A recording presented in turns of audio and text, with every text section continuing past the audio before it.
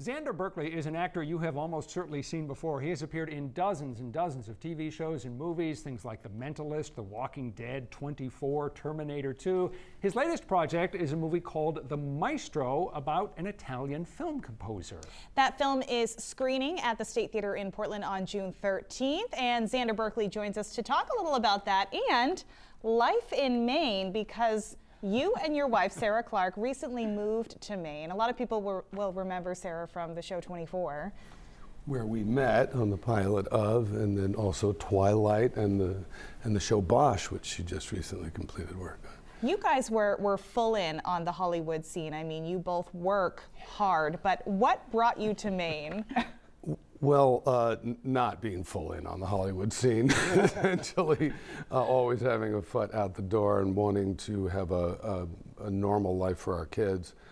And I think I did a TV series called Nikita right after our second child was born, and it was kind of perfect.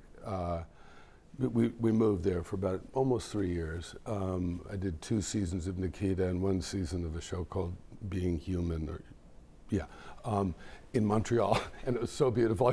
Anything that shoots in Montreal, I'll do it. You wanted to be in a place where that has 4 seasons. Yeah. That's part of it, right? I was thrilled with that, yeah, and Sarah ended up getting the show while she was there, and we were just so happy to be life outside of Los Angeles, and the seasons, and I grew up on the East Coast, and I was always longing for a way to get back, and I think you want to reiterate your childhood on the best aspects of it for your children when the time comes. You just want them to grow up in that. So you like living on the coast of Maine, just outside of Portland. How hard is it to balance work, which is still based mostly in Los Angeles, with living the good life in Maine? Well, I had a dream when I was a kid, when I left New York, that I was just going to go to Los Angeles for a little while to make enough money to come back and get a farm and start have a little farm freedom for all my friends to come and do plays and make movies and everything. And it took a little longer than planned, but that's still the plan, darn it. And we got a farm about 5 years ago in the countryside outside, about an hour, a little less. In western Maine. Due west, yeah. And fell in love completely with the area. I'd come to the area as a child in summer vacations, vacation land.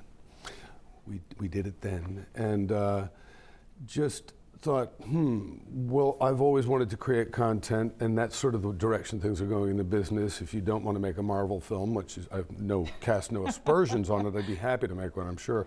But if you don't happen to be making a Marvel film, and your passion has always been in independent art films, which mine has, I've always gone back and forth from big blockbusters or pop TV culture into art films and independent films. And I've always wanted to direct when I grew up, and I think it's time I grow up. And I also didn't want to leave my kids to go away on location to do a TV series again. So it all sort of times out. It just kind of fell into place. Right time, Yeah. right opportunity. The Maestro is very much an art film and has already actually won awards, and you yourself have won an award for being in this. What is it about this film that's drawing so much attention? Can you show me some feelings in your music? Well, I think it's a little bit like a non-Hollywood story in that it's told from the point of view of a student who didn't make it, and but it's about his teacher, the maestro, who had many students who did as composers.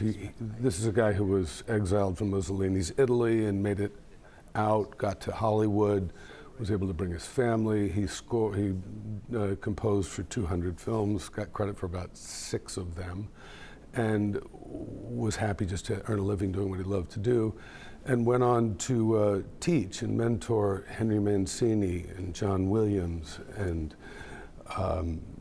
Jerry Goldsmith and Andre Previn and Randy Newman, all the way up. He had the most disparate and most incredibly successful students that became the voices of film composition of the 20th century. You begin the bass line with G flat.